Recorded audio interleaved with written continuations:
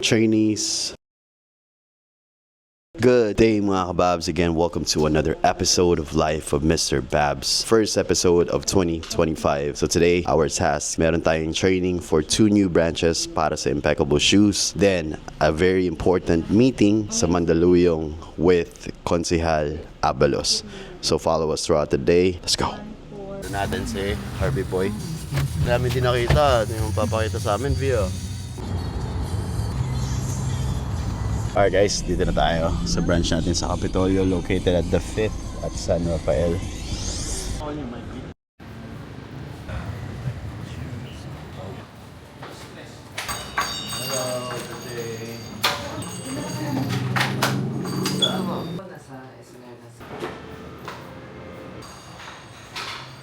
Alright guys, dito na tayo sa Capitolio branch natin. We have our new trainees from Fairview and bago natin sa Makati. Pangalan mo? Charis po. Charis, hi ka sa vlog.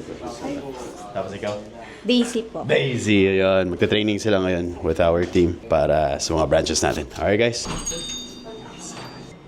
Super. Duda.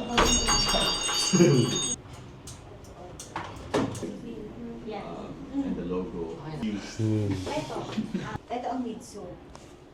Alright guys, so ngayon nag-start na yung training ng ating mga new team members with our officials. Ngayon naman, kain tayo yung quick lunch before tayo pumunta sa ating meeting sa Mandaluyong.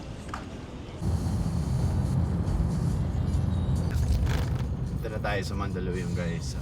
Time check, it's 11:30. So, surprise visit na rin natin yung branch natin dito sa Mandaluyong. Let's go. Guys, dito tayo sa Mandaluyong branch natin. Surprise visit natin.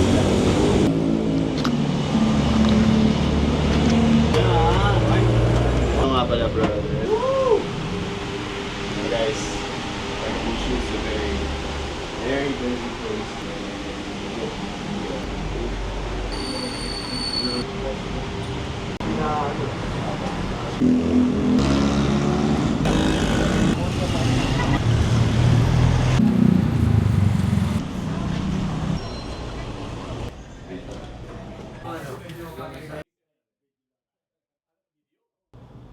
Ayan, katulad po ng ganyan.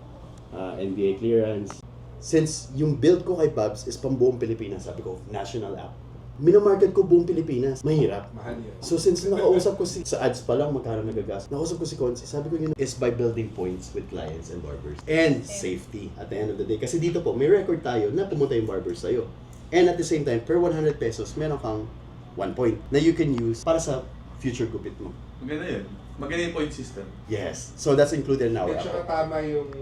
I'm a client of the business too. Kasi mahilig ako halos lumaki na po ako sa paggugupit din eh. Sabi kasi kahit ako sa totoo lang eh. Ito, parang 2 days na nagpahinga ako. Anong Facebook page? Contact na lang rin eh. Babs app po. BABS-APP.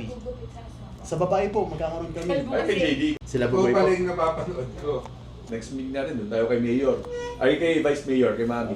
Paano na? Hindi lang po, it took me 50 na tao. I only needed 3 for this. Yeah. So talagang dumaan ako sa karayan ko para maitayo itong app. Is gonna create this. I told myself, why don't I be the first one? Kasi I don't want to get older and tell myself na, man, nasa idea ko yung app na yun dati. Oh. At least alam ko yung challenges. I went through it. Yes, but Kahit end of January natin gawin. Magplano po ako ng ating... Paano mo nakuha si Toyo? Bumibili pa ko sa iyo eh. Paano mo nakuha si Toyo? Kinontak po namin na kung pwede sa spot on getting them para makilala yung business. So now I'm making different moves now. So yung inopen ni Consi Benji. Focus ka sa Mandaluyong. Baka pwede minsan maging guest mo siya. Hindi po, hibating ko nga po kayo naman. Pwede ko Hindi. Sabi ko pala si Daddy. In general kasi, very supportive talaga ang Mandaluyong sa Opo. entrepreneurs. And pag napanood to ng podcast na ito, you guys remember, these were the people that helped me out. Yes po. God bless po. Pleasure meeting you po. Direk, maraming salamat po. Ingat. Ingat po kayo, ingat po. Ingat po. Ingat po kayo.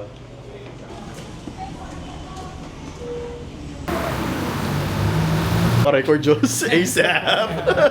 Ingat tal, ingat.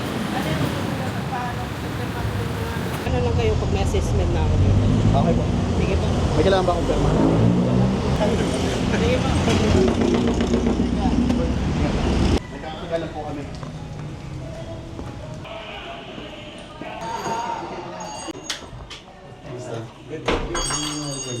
Comedy. Well, man, it's fire. It's fire.